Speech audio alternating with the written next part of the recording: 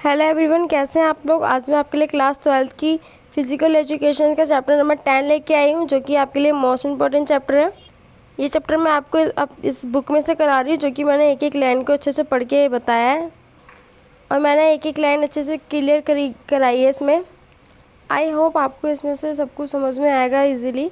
अगर आपको समझ में ना आए तो आप मेरे से कमेंट करके कमेंट बॉक्स में पूछ सकते हैं, मैं आपको ज़रूर रिप्लाई करूँगी। इस एक ही वीडियो में मैंने पूरा ये चैप्टर कवर कर दिया है। और अभी तक आपने मेरे चैनल को लाइक नहीं किया, सब्सक्राइब नहीं किया है, तो जल्दी से जाइए मेरे चैनल को लाइक कीजिए, सब्सक्राइब कीजिए, क्योंकि मेरे आगे डालने वाली हर वीडियो आप तक आसानी से पहुंच सके। तो बिना टाइम वेस्ट करे हम आपका चैप्टर स्टार्ट करते हैं। ये हमारा चैप्टर 10 है, खेलों में प्रशिक्षण। हम पढ़ेंगे प्रशिक्षण होता क्या है। पहले तो प्रशिक्षण ये होता है जो हम किसी भी कार्य को मतलब लगातार करने की प्रतिक्रिया। जैसे मान लीजिए हम किसी भी कार्य को करते हैं प्रशिक्षण। जैसे मान लीजिए हम कोई रनिंग कर रहे हैं तो हम उसकी हमेशा प्रशिक्षण करते रहते हैं, हम उसके हमेशा प्रैक्टिस करते रहते हैं, वो हमारा प्रशिक्षण होता है। मान लीजिए अगर मुझे किसी भी कार्य को करने में ठीक होना है तो मैं उसको हमेशा करती हूँ, मैं उसको कार्य को करती रहती हूँ और प्रशिक्षण करती रहती हूँ कि हाँ मेरा वो कार्य हो जाए। किसी भी चीज़ में परफेक्ट बनना उसे प्रशिक्षण कहते हैं। ठीक है, तो अब मान लीजिए अब हमने ये तो पढ़े प्रशिक्षण होता क्या है, अब हम पढ़ेंगे खेलों में प्रशिक्षण कैसे होता है।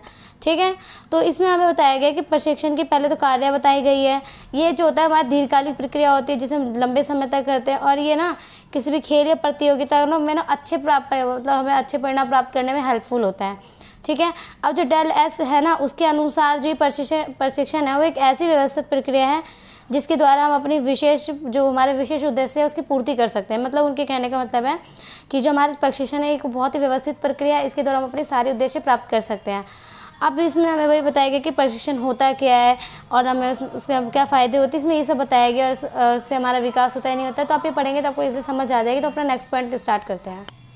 अब हम पढ़ेंगे खेल प्रशिक्षण में जो हमारे जो खेल प्रशिक्षण होता है उसके लिए हमें क्या क्या आवश्यक वो होते हैं, हाँ आवश्यक मानदंड होते हैं। तो हम पढ़ेंगे 10.1 शक्ति मानदंड इंपॉर्टेंट। हम पढ़ेंगे इस शक्ति की परिभाषा, शक्ति कितने प्रकार के होते हैं, इसमें सुधार कैसे कर सकते हैं। ठीक है, तथा हम इसमें पढ़ेंगे आइसोमेट्रिक, आइसोटोनिक तथा आइसोकाइनेटिक, ये सब क्या हम पढ़ेंगे। तो ऑफकोर्सली हमारे पहले पेपर में हमारा आइसोमेट्रिक और आइसोटोनिक और आइसोकाइनेटिक भी आ चुका है। तो हम पढ़ते पहले शक्ति होता क्या है। जो शक्ति होती है ना, हमारा किसी भी प्रतिरोध के सामने करने की जो मांसपेशियों को जो योग्यता होती है ना, मान लीजिए कोई कार्य कर रहे हैं या जो भी किसी भी प्रतिरोध को हम रोकना चाहते हैं, तो उसमें जो हमारी मांसपेशियाँ की योग्यता जो होती है उसे हम शक्ति कहते हैं। फिर है बेयर और मैकवी जो है, उनके अनुसार बोला गया कि संपूर्ण शरीर अथवा इसके किसी भी अंग द्वारा बल लगाने की क्षमता को शक्ति कहा जाता है। फिर बोला मैथ्यूज़ है, उन्होंने बोला कि मांसपेशियाँ शक्ति वह बल है जो अधिकतम एक प्रयास के दौरान प्रतिरोध के विरुद्ध किसी भी एक मांसपेशी अथवा मांसपेशी के समूह द्वारा लगाए जाते हैं। मतलब ये है कि मान लीजिए जैसे हम कोई काम कर रहे हैं किसी प्रतिरोध की, लगातार हम मतलब किसी प्रतिरोध के हम लगातार अभ्यास करते हैं, ठीक है, प्रयास करते हैं, तो जो हमारी मांसपेशी का समूह होता है जो उसमें ताकत लगाता है ना, उसे शक्ति कहते हैं। तो हम ये पढ़ेंगे कि शक्ति के प्रकार कितने टाइप्स के होते हैं। तो ये टेबल में आप देख सकते हैं शक्ति के प्रकार 2 टाइप्स के होते हैं, गतिशील शक्ति और स्थिर शक्ति। गतिशील शक्ति में क्या आ जाएगा, अधिकतम शक्ति, विस्फोटक शक्ति, सहन शक्ति। गतिशील हो जाएगी जैसे मान लीजिए हम जब कोई कार्य कर रहे हो तो उसमें हमारी शक्ति कौन सी लगती है। तो गतिशील शक्ति में भी 3 टाइप्स की होती है, एक तो जिसमें अधिकतम शक्ति लगाते हैं, एक होता है विस्फोटक शक्ति और तीसरा होता है सहन शक्ति क्षमता। ठीक है, तो अब हम इसमें यही पढ़ेंगे सहन शक्ति क्षमता क्या होती है। सहन शक्ति क्षमता होता है कि हमारे सहने की क्षमता कितनी है। ठीक है, और विस्फोटक शक्ति तो होता है जैसे भी किसी भी कार्य को करने की जो प्रतिरोधक क्षमता होती है जो हमारे अचानक से लग जाती है हमारे बॉडी द्वारा, उसे विस्फोटक शक्ति कहते हैं। जैसे मान लीजिए कि हम आराम से बैठे हुए हैं और हमें कोई कह दे कि यहाँ पे आग लगने वाले कुछ भी, तो हमारे अंदर अचानक से ताकत आ जाती है और हम फटाफट वहाँ से भागते हैं, नहीं तो आलसियों की तरह बैठे रहते हैं, ऐसा हमारे साथ होता है, तो उसे विस्फोटक शक्ति कहते हैं। किसी भी कार्य को अचानक से करने की जो शक्ति हमें प्राप्त होती है उसे विस्फोटक शक्ति कहते हैं। विस्फोटक शक्ति भी 3 प्रकार की होती है, स्टार्ट शक्ति, शक्ति गति और गति शक्ति। तो हम सबसे पहले पढ़ेंगे नेक्स्ट हमारा गतिशील शक्ति क्या होती है।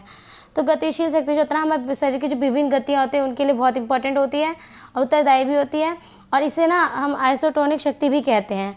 तो क्वेश्चन आ जाएगा कि आइसोटोनिक शक्ति किसे कहा जाता है, गतिशील शक्ति का दूसरा नाम होता है, तो आपको अच्छे से याद कर लीजिए, इनमें कंफ्यूज कर सकते हैं। इसमें बोला है कि शारीरिक क्रिया क्या होगा, जैसे हम पुल अप्स करते हैं, पुश अप्स करते हैं, इनमें हम जो मुक्केबाजी कहते हैं उसमें जो बार बार शक्ति का प्रयोग करते हैं वो गतिशील शक्ति में ही आते हैं। फिर हमारा नेक्स्ट पॉइंट है अधिकतम शक्ति। ठीक है, अधिकतम शक्ति अवरोध के विरुद्ध कार्य करने के योग्यता का अधिकतम प्रतिरोध हटाने की क्षमता अधिकतम शक्ति कहलाती है, अर्थात ऐसी शक्ति जो शरीर को एक एक ही बार में जुटा लेता है उसे अधिकतम शक्ति कहते हैं। मान लीजिए जैसे कि हम कोई कट्टा उठाने जाते हैं तो हम क्या करते हैं कि वो कट्टा हमसे ज़्यादा भारी लगे कि हाँ वो कट्टा भारी, तो हम क्या करते हैं अपने बॉडी में जितनी भी शक्ति है सभी शक्ति का प्रयोग करके उस कट्टा को उठाते हैं, तो क्या होता है हमारी अधिकतम शक्ति हो जाती है। फिर हमारा नेक्स्ट पॉइंट है विस्फोटक शक्ति। विस्फोटक शक्ति और गति की योग्यताओं का मिश्रण होता है। मतलब मान लीजिए कि हमारी शक्ति और जो हमारी गति है दोनों का मिलकर जो योग्यता होता है वो होती है, जो योग्यता इन दोनों की उसका मिक्सचर होता है। ये इसमें बताया गया कि मान लीजिए हम बहुत ज़्यादा थक रखे हैं, बहुत ज़्यादा हम थक गए हैं किसी भी कार्य को करके और हम सोचेंगे हम आराम करेंगे, पर अचानक से हमें कोई कहे कि यहाँ पे कुछ भूकंप आने वाला है, सुनामी आने वाला, तो हमारे अंदर अचानक से जो शक्ति आ जाती है उसे विस्फोटक शक्ति कहते हैं। अब हमने पढ़ा था विस्फोटक शक्ति 3 टाइप्स की होती है। तो इसमें बताया गया पहला स्टार्ट शक्ति, दूसरा शक्ति गति, तीसरा गति शक्ति।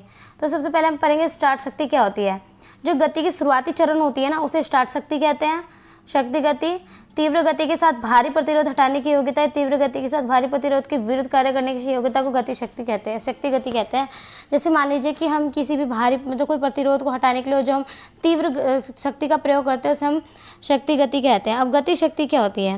तीव्र गति के साथ हल्के प्रतिरोध के विरुद्ध कार्य करने की योग्यता को गति शक्ति कहते हैं। मान लीजिए कि तो कोई तीव्र गति से प्रतिरोध आ रहा है और उसमें हम हल्की शक्ति का प्रयोग करें तो उसे गति शक्ति कहते हैं।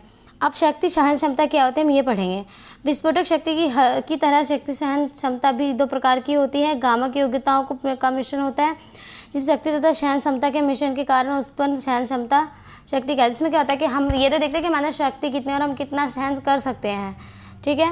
फिर से बताएगा ये 2 टाइप्स की होती है। पहला होता है स्थिर शक्ति और फिर पहले हम पढ़ेंगे स्थिर शक्ति क्या होती है। स्थिर शक्ति को आइसोमेट्रिक शक्ति भी कहा जाता है, ठीक है।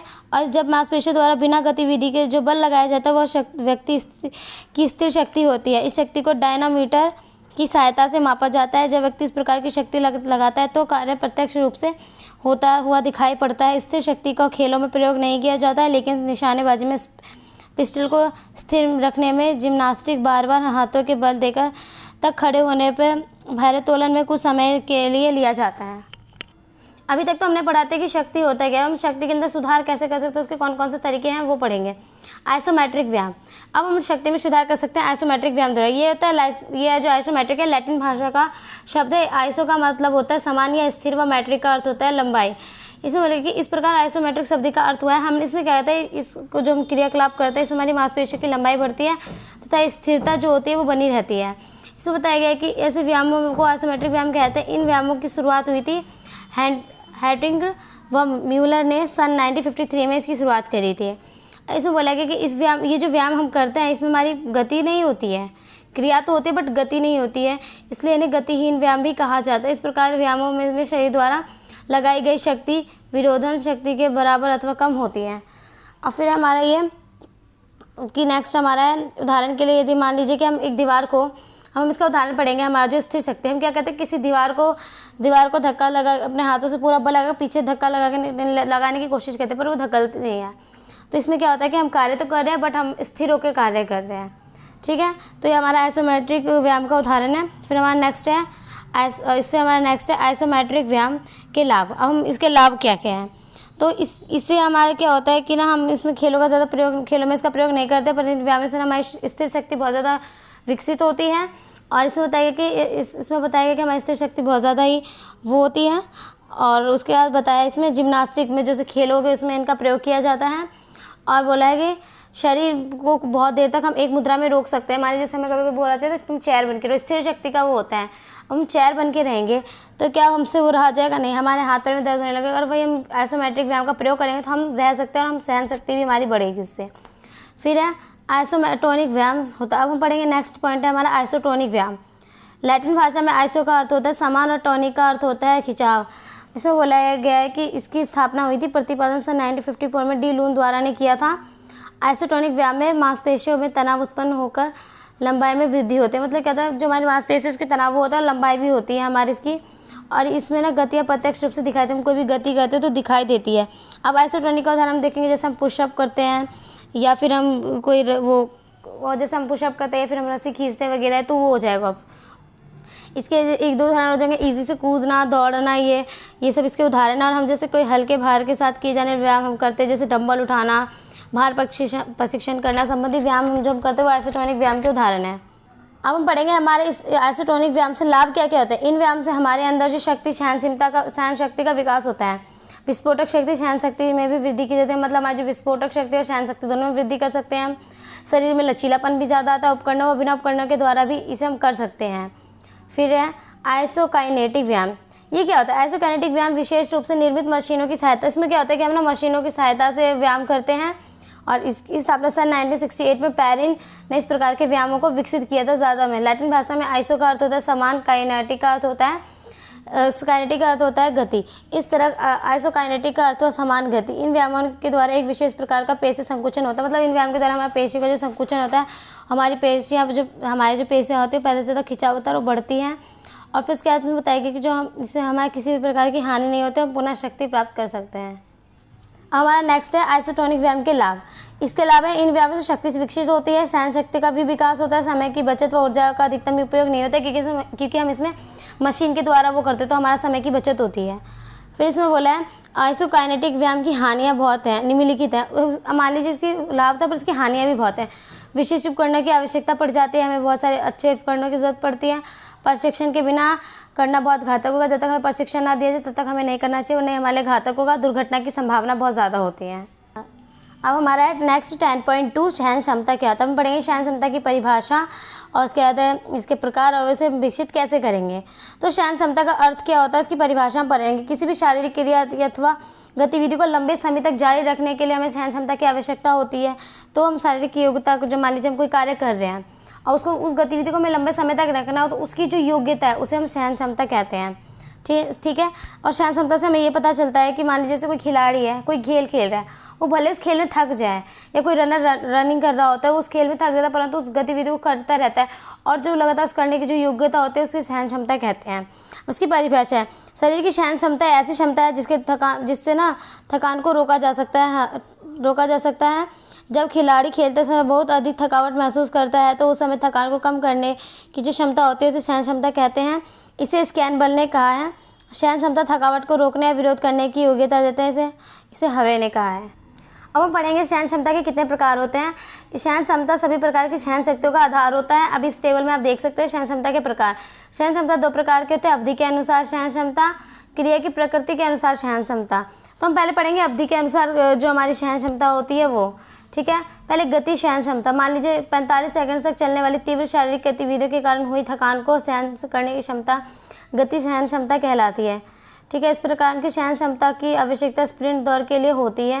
यह सहन क्षमता खिलाड़ी की शक्ति एवं ऊर्जा के उत्पादन की क्षमता पर निर्भर होता है। मतलब ये होता है कि मान लीजिए 45 सेकंड तक कोई कार्य कर रहे हैं तो उसके सहने की जो क्षमता होती है उसे गति क्षमता, गतिशील में कोई कार्य कर रहे हैं तो उसे हम कहेंगे कि जो हमारी गति क्षमता होती है गति सहन क्षमता कहलाती है। इसको करने के लिए हम कोई खेल खेल रहे हैं, स्प्रिंट दौड़ के लिए हम इसका प्रयोग करते हैं ज़्यादा।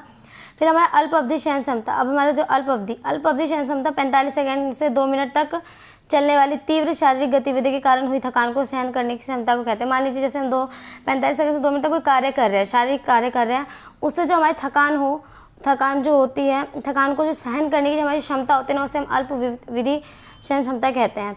फिर हम मध्यम अवधि की सहन क्षमता, इसमें क्या होता है 2 मिनट से 11 मिनट तक जो हमारी चलने वाली हमारी शारीरिक गतिविधि है उसको जो सहने की योग्यता होती है उसे हम कहते हैं मध्यम अवधि की सहन क्षमता। फिर दीर्घ सहन क्षमता, इसमें क्या होता है दीर्घ से अधिक सहन क्षमता की आवश्यकता ऐसे खिलाड़ी की जरूरत पड़ती है जो 11 मिनट से अधिक अवधि तक चलते हैं। 5000 मिलीमीटर या 1000 मीटर दौड़, क्रॉस कंट्री, 20 किलोमीटर पैदल चलना अथवा मैराथन आदि दौड़ में इस प्रकार की सहन क्षमता की आवश्यकता होती है क्योंकि हमारी बहुत लंबी रेस होती है और इसमें बहुत ज़्यादा शारीरिक क्रिया हमें करनी पड़ती है। तो इसमें जो हम वो सहते हैं सहन शक्ति कहते हैं उसे हम कहते हैं दीर्घ अवधि सहन क्षमता। अब पढ़ेंगे प्रकृति के अनुसार जो सहन क्षमता होती है ये हमारी सहन क्षमता का दूसरा प्रकार है ये। तो विशिष्ट सहन क्षमता हम पहले पढ़ेंगे। किसी भी क्रियाकलाप या गतिविधि के कारण होने वाली थकान को सहन क्षमता की योग्यता का विशेष सहन क्षमता कहते हैं। ठीक है। जैसे कि हमें पता चल रहा है कि एक विशेष प्रकार की सहन क्षमता होती है। इसमें क्या होता है गतियाँ जो क्रियाएं द्वारा जो उत्पन्न होती है, जैसे मान लीजिए कोई खिलाड़ी गेम खेल रहा है, तनावों से लड़ने की शक्ति प्रदान करती है। तो हम इसमें पढ़ेंगे मूलभूत सहन क्षमता क्या होती है। किसी खिलाड़ी की वह सहन क्षमता होती है जो उसे लंबी अवधि तक क्रियाकलापों को जारी रखने की योग्यता बनाती है। इसकी मूलभूत सहन क्षमता कहलाती है। मान लीजिए जैसे कोई खिलाड़ी गेम खेल रहा है तो उसकी जो सहन क्षमता को योग्यता बनाए रखते हैं उसे मूलभूत सहन क्षमता कहते हैं। अब अवायवीय सहन क्षमता एनारोबिक, ये सहन क्षमता ऑक्सीजन की कमी से में देखने को मिलती है। जैसे मान लीजिए कि हमारे अंदर ऑक्सीजन की कमी हमें लग रही है, तो उसके लिए जो हमें सहन क्षमता देती है, सहन क्षमता की जो योग्य सहन क्षमता करने के लिए जो वो करती है ना, उसे उसकी मूल देती है, उसे गतिविधि सहन क्षमता कहते हैं। जैसे मान लीजिए हमारा एटीपी और सीट में से हमें जो मिलती है ऊर्जा, जैसे उसमें क्या होता है कि हमारा ऑक्सीजन होता है तो हमें अवायवीय वो भी मिल जाती है, हमें वो मिलती है, हमें ऊर्जा मिलती है। इस प्रकार से सहन क्षमता का प्रयोग सूक्ष्म अवधि के तीव्र गति वाले खेलों में किया जाता है। ठीक है। सामान्य सहन क्षमता धीमी तथा तेज गति की गतिविधियों के कारण हुई थकान को सहन करने की क्षमता को सामान्य सहन क्षमता कहते हैं। दूसरे शब्दों में किसी खिलाड़ी को लंबे समय तक बिना थके कार्य करने की योग्यता सामान्य सहन क्षमता कहलाती है। अभी कि हम सहन क्षमता को कैसे विकसित कर सकते हैं। सहन क्षमता का विकास की मतलब हम सहन क्षमता को प्रशिक्षण के द्वारा ना, प्रशिक्षण की बहुत सारी विधि होती है, उसके द्वारा हम इसका विकास कर सकते हैं। सहन शक्ति के विकास के प्रशिक्षण की विधियों का अभ्यास करने में मांसपेशियों में रक्त कोशिकाओं की संख्या बढ़ जाती है और ऑक्सीजन की आपूर्ति भी जल्दी होने लगती है। सहन क्षमता विकसित करने की विधियाँ ये 3 प्रकार की होती है: निरंतर प्रशिक्षण विधि, अंतराल प्रशिक्षण विधि और फुटलैग प्रशिक्षण विधि। निरंतर दौड़ने की विधि, निरंतर दौड़ने की प्रशिक्षण विधि जो होती है, इसमें हम कहते हैं निरंतर ना सहन क्षमता को बढ़ाने का सबसे अच्छा तरीका होता है कि हम लगातार दौड़ते रहते हैं, अपनी सहन क्षमता को हम देखते हैं कि हमारी सहन क्षमता कितनी है। ठीक है। फिर उसके बाद निरंतर प्रशिक्षण जो विधि होती है ये भी 3 टाइप्स की होती है: धीमी निरंतर प्रशिक्षण विधि, तीव्र निरंतर प्रशिक्षण विधि, परिवर्तनीय गति प्रशिक्षण विधि। धीमी निरंतर प्रशिक्षण विधि में क्या होता है, इस विधि में खिलाड़ी बिना रुके अधिक लंबे समय तक व्यायाम करता रहता है, यानी मतलब दौड़ता रहता है। तीव्र निरंतर प्रशिक्षण विधि में क्या होता है, तीव्र निरंतर प्रशिक्षण विधि में व्यायाम को लंबे समय तक अपेक्षाकृत तेज गति से बिना रुके तथा अधिक सघनता से किया जाता है। परिवर्तनीय गति प्रशिक्षण विधि में क्या होता है कि इसमें हम निरंतर व्यायाम करते हैं परंतु जो हमारी गति होती है उसको परिवर्तित करते रहते हैं तथा यह विधि प्रशिक्षित खिलाड़ी के लिए बहुत ज़्यादा उपयोगी होती है। इसके लाभ क्या होते हैं निरंतर, तो इसके अलावा आप देख सकते हैं इजीली आपको समझ आ जाएगा। कुछ समझना है तो आप कमेंट बॉक्स में कमेंट करें, हम आपको समझा देंगे।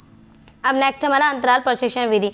यह विधि धावकों के लिए सबसे अच्छी विधि हो समझी जाती है। सन 1920 में फिनलैंड निवासी एथलेटिक प्रशिक्षक विकीला ने इस प्रशिक्षण विधि से अवगत कराया था। उन्होंने कार्य और आराम के सामर्थ्य की लय पर जोर दिया और इस विधि को टेरेस प्रशिक्षण का नाम दिया। वह अपने समय का महान प्रशिक्षक और एक उच्च स्तर का खिलाड़ी थे। 10 से 20 मील दौड़ने की बजाय वह 10 से 20 बार प्रतिदिन 400 मीटर की दौड़ लगाया करता था।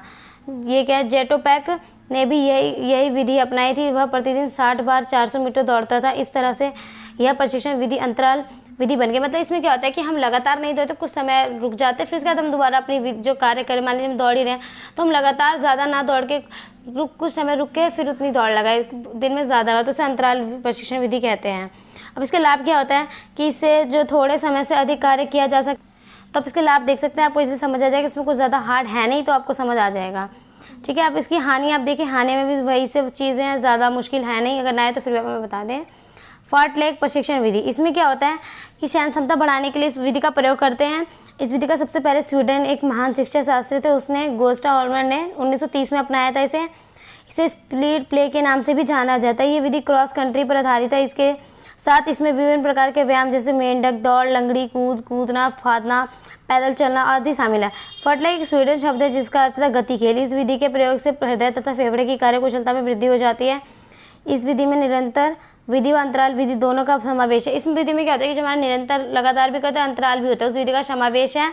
और इसमें बताया गया कि इसमें क्या फ़ायदे हैं और इसमें बताया गया कि हम इसमें क्या कर सकते हैं। हम इसमें बताया गया कि हम इसमें स्वतंत्र होते हैं इस गेम को खेलने के लिए और हम इसके अनुसार हम बहुत सारी विकास भी कर सकते हैं। हमारी जो हृदय की गति वैसे 140 से 180 धड़कन प्रति मिनट होती है जब हम इसे करते रहते हैं। तो ऐसे वही लाभ वगैरह बताया गया, आप पढ़ेंगे तो आपको समझ आ जाएगी। तो ये टेबल आप देख सकते हैं, ये आपको याद ही करना पड़ेगा, इसमें समझाने वाला कुछ है नहीं। अगर फिर भी आपको समझना है तो हम आपको समझा देंगे। ठीक है। अब हम इसके पढ़ेंगे लाभ। तो इसमें आप लाभ देखिए, बहुत इजी तरीके से बताया गया है। अगर आपको फिर भी कुछ कन्फ्यूज़न हो, अगर ना समझ आए तो आप हमें कमेंट करें, हम आपको समझा देंगे। और इसकी जो हानियाँ हैं, इसमें क्या होता है जो हमारा प्रशिक्षक खिलाड़ी तो उसे सही तरीके से जाँच नहीं कर सकता है। ठीक है। इस विधि में खिलाड़ी मार्ग भटक भी सकते हैं। इस जो हम विधि से करते हैं इससे हम ना जो खिलाड़ी चाहे कितना भी वो मार्ग भटक सकता है। और इससे ना प्रशिक्षण विधि में रास्ता उबड़ खाबड़ होने के कारण हमेशा दुर्घटना का खतरा बना रहता है। ठीक है। और एक प्रशिक्षण की यह विधि किसी विशेष खेल की तैयारी नहीं करती है। अब हमारा नेक्स्ट है गति। इसमें पढ़ेंगे गति क्या होती है, गति की परिभाषा क्या होती है, कितने प्रकार की, तो इसे विकसित करने की विधियाँ क्या है। तो गति का अर्थ क्या होता है? कम से कम समय में अधिक दूरी को तय करने की जो क्षमता होती है उसे गति कहते हैं। मान लीजिए कि हम कोई कार्य करें, मतलब हमें बताया कि हमें इतनी दूरी तय करनी है, 100 मीटर की दूरी तय करनी है, और हम सोचते हैं कि कम से कम समय में उसको करें, तो हम उसमें गति का प्रयोग करते हैं। तो जो हमारी योग्यता होती है उसे गति कहा जाता है। अब इसमें क्या होता है कि जो हमारी गति होती है, इस गति शब्द के अर्थ और अच्छी तरह को समझा जा सकता था। तो जो सनावेल था ना, उसके अनुसार न्यूनतम समय में दी गई परिस्थितियों में गत्यात्मक कार्य, जो गतिविधि कार्य हम करते हैं उसे निष्पादन या उसे गति कहते हैं।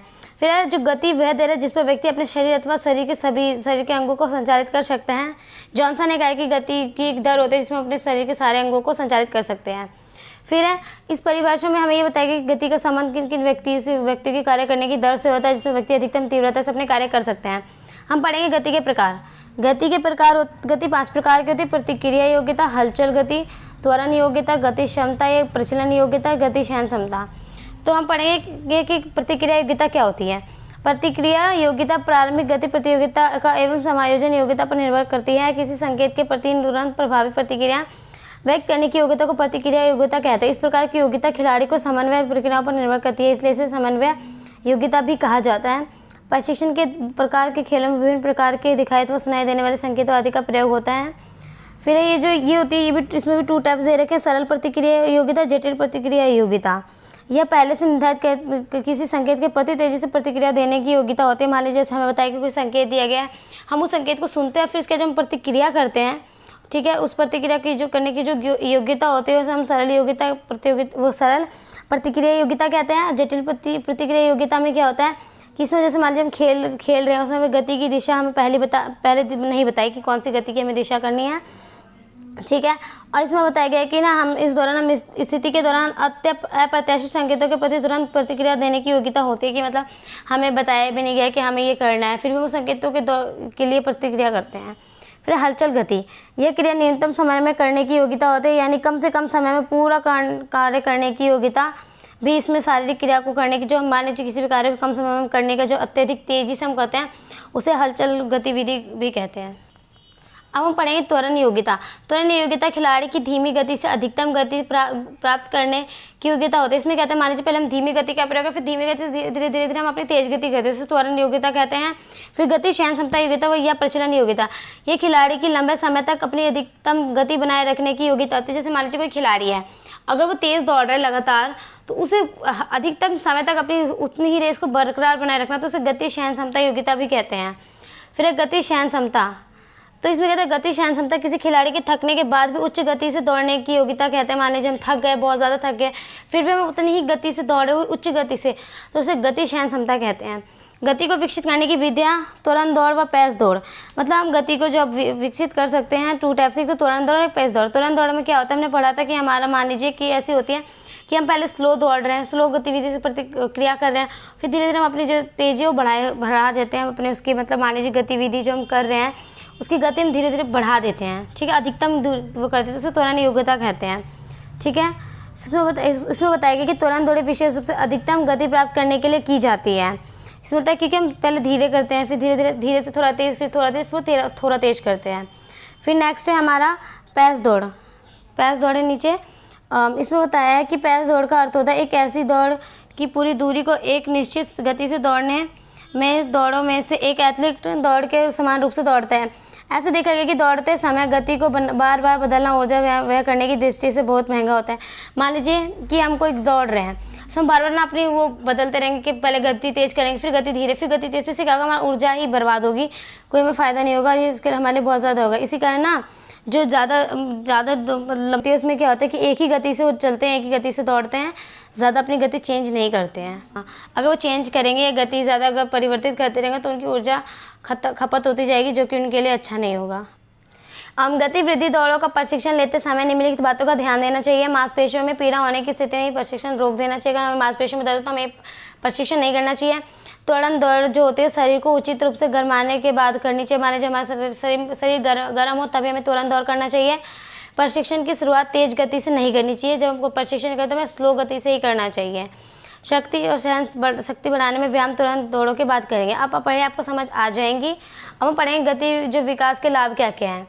तो है गति विकास प्रशिक्षण के निम्नलिखित लाभ हैं। अधिकतम गति को ज़्यादा देर तक बनाए रखने की क्षमता बढ़ती है। प्रतिक्रिया समय में कमी आती है। शारीरिक गतिविधियों में तालमेल बनता है। अधिकतम गति को अति शीघ्र प्राप्त करने की क्षमता में वृद्धि होती है। अब हम पढ़ेंगे 10.4 लचीलापन क्या होता है, उसकी परिभाषा क्या है, उसके प्रकार कितना, उसको विकसित करने की विधियाँ पढ़ेंगे हम। लचक का अर्थ एवं परिभाषा, व्यक्ति के शरीर के जोड़ों की जो गतियाँ होती है, माने जब शरीर में जो जोड़ है उनकी जो गतियाँ होती है उसे लचक कहा जाता है। ठीक है, और इसमें बताया गया जो लचक होती है, लचक के द्वारा व्यक्ति के शरीर के जोड़ों को गति की सीमा में वृद्धि होती है। और इसमें बताया गया कि जो हमारा लचक होता है वो सब तकनीकों के द्वारा हमने इसे नाम दिया है। ठीक है, एक पहले नाम इसमें दे रखा है नाम, जैसे अंकुचन, वितरण, अपवर्तन, विस्तरण, अपवर्तन, अभिवर्तन, अवार्तन आदि से इन्हें प्रकार से समझा जा सकता है। अंकुचन, अंक को शरीर के एक तरफ मोड़ना, अंक के जितने भी शरीर उसको एक तरफ मोड़ना अंकुचन कहलाता है। विस्तरण, अंक के शरीर को, अंक को जो हमारे अंग उसको शरीर से दूर ले जाना। मान लीजिए अगर अपने हाथ को अपने अंक के करीब लाते तो हमारा अंकुचन कहलाएगा, और अगर अपने हाथ को शरीर से दूर करते तो हमारा विस्तरण कहलाएगा। अपवर्तन, शरीर के एक अंग को दूसरे अंग से दूर ले जाना। मान लीजिए हमारे शरीर का एक अंग है और दूसरा अंग, दोनों को एक दूसरे से दूर ले जाना हमारा कहलाएगा अभिवर्तन। अपवर्तन क्या होता है कि अवर्तन अंग का अक्ष पर घूमना।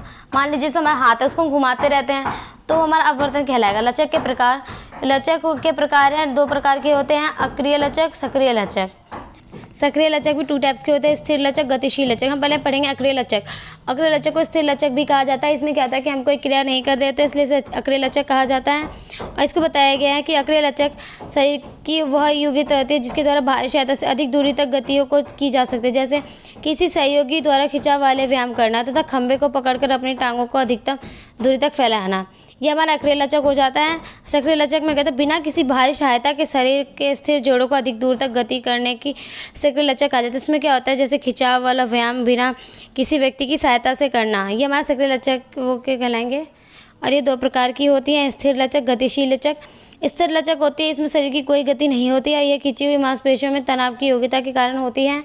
और जो गतिशील लचक है इसमें हमारी जो शरीर होती है, इसमें क्या होता है इस प्रकार की लचक को आवश्यकता खिलाड़ी को उस समय पड़ती है जब वह चल रहा या दौड़ रहा होता है। ठीक है, इसमें बताइए गतिशील लचक हमेशा स्थिर लचक से ज़्यादा होती है, और इसमें बताइए इसकी आवश्यकता खिलाड़ियों को कूदने में फेंकने वाले खेलों में बहुत ज़्यादा ज़रूरत होती है। फिर है लचक को विकसित करने की विधियाँ। लचक को निम्नलिखित विधि द्वारा विकसित किया जाता है। बैलिस्टिक विधि, इस प्रकार के व्यायामों में किसी जोड़ की गतिविधि उस जोड़ से संबंधित लीवर के कारण होती है। बैलिस्टिक विधि में गतिविधियाँ लयात्मक ढंग से घुमाकर की जाती है। स्विंग या घुमाने द्वारा संबंधित जोड़ को खींचा जा सकता है। खिंचाव वाला व्यायाम गिनती के साथ लयात्मक ढंग से किया जाता है। इसके बाद इसे दोबारा मोड़ा जा सकता है। ऐसा व्यायाम करने से पहले उचित वार्म अप करना चाहिए। उसके बाद हम पढ़ेंगे, हमारा नेक्स्ट है स्थिर खिंचाव वाली विधियाँ। स्थिर खिंचाव वाली विधि में धीरे धीरे सफलतापूर्वक खिंचाव अवस्था है आना तथा इस अवस्था में रुके रहना शामिल होता है। स्थिर खिंचाव में रुके रहने का समय अधिक समय के उद्देश्य पर निर्भर करता है। यदि वह कूलिंग डाउन का भाग हो तो वो तब खिंचाव की अवस्था का समय 10 सेकंड के लिए होता है। यदि यह इसका उद्देश्य लचक की सीमा में वृद्धि करना हो तो इसे 30 सेकंड के लिए करना चाहिए। स्थिर खिंचाव में खिंचाव वाली अवस्था में और आगे बढ़ने का सुझाव दिया जाता है। जोड़ों के खिंचाव को रोकने की स्थिति में 3 से 8 सेकंड्स तक होनी चाहिए। अब गतिशील खिंचाव विधि क्या होती है? इसमें क्या होता है, गतिशील खिंचाव विधि में टांग व हाथ का नियंत्रित घुमाव शामिल होता है। इसमें टांग और हाथ का जो नियंत्रित घुमाव होता है उसको देखते हैं। फिर प्रोप्रियोसेटिव नाड़ी पेशी सरलीकरण, इसमें क्या होता है PNF तकनीक भी कहा जाता है। इसमें इसे PNF तकनीक भी कहा जाता है। क्वेश्चन भी आ सकता है कि PNF तकनीक बताइए। ठीक है, इस उच्च श्रेणी के प्रगतिशील खिलाड़ी द्वारा लचक में वृद्धि करने के लिए इस विधि का प्रयोग किया जाता है। इस तकनीक में खिंचाव से पहले मांसपेशियों का संकुचन होता है। मतलब इसमें क्या होता है, इसमें जो उच्च खिलाड़ी उपयोग होता है खिंचाव से पहले हमारा संकुचन होता है फिर खिंचाव होता है। फिर है आप खिंचाव वाली अवस्था में आते हैं ताकि आप खिंचाव की उत्तेजना महसूस कर सकें। इसका पार्टनर इस खिलाड़ी इस खिंचाव वाली अवस्था में अवश्य अंक को पकड़े रहता है। जब आप अपने पार्टनर के विरोधी मांसपेशियों को 6 से 10 सेकंड तक संकुचन के द्वारा पुश करते हैं तथा फिर शिथिल करते हैं तो संकुचन के दौरान आपका पार्टनर आपके अंग की किसी भी प्रकार की गति के विरोध को लक्ष्य बनाता है अर्थात विरोध करता है। फिर है विशेष गतिविधियाँ, इस प्रकार के व्यायाम विशेष आंशिक व्यायाम को अपनाकर किए जाते हैं जो संपूर्ण गतिविधि अंग हो। इसके कारण उदाहरण बिना उपकरणों के व्यायाम करना हो गया, या फिर एरोबिक क्रिया हो गई, योगा, खेल कूद, ये सब हमारे इसके उदाहरण हो जाएंगे। अब हम पढ़ेंगे लचीलापन से प्रशिक्षण के नियम या सावधानी। तो ये पढ़ेंगे इसलिए आपको समझ आ जाए। जो पॉइंट समझना है वो आप हमें बोल सकते हैं कमेंट बॉक्स में, आपको समझा देंगे क्योंकि ये बहुत ईजी है। आप पढ़े आपको समझ में आ जाएगा। अब हम पढ़ेंगे इसके सिद्धांत। अब इसके सिद्धांत बहुत ज़्यादा तो अतिवार सिद्धांत हो गया, या फिर विशेषता या निरंतरता सिद्धांत हो गया, व्यक्तिगत असमानता का सिद्धांत हो जाएगा, तो प्रगति का सिद्धांत हो गया, उत्क्रमणिका का सिद्धांत, ये सभी इसके सिद्धांत होते हैं। तो आप इसको पढ़ लीजिए और याद कर लीजिए, पेपर में आने के चांसेस हैं। तो गाइस हमारा ये चैप्टर यहीं पे ख़त्म होता है। आई होप आपको इसमें से सब कुछ अच्छे से समझ में आया होगा। यदि आपको ना आए समझ में तो आप कमेंट करके हमसे पूछ सकते हैं। और अभी तक आपने मेरे चैनल को लाइक नहीं किया, सब्सक्राइब नहीं किया है, तो जल्दी से जाइए मेरे चैनल को लाइक कीजिए और सब्सक्राइब कीजिए। Thank you for watching my channel.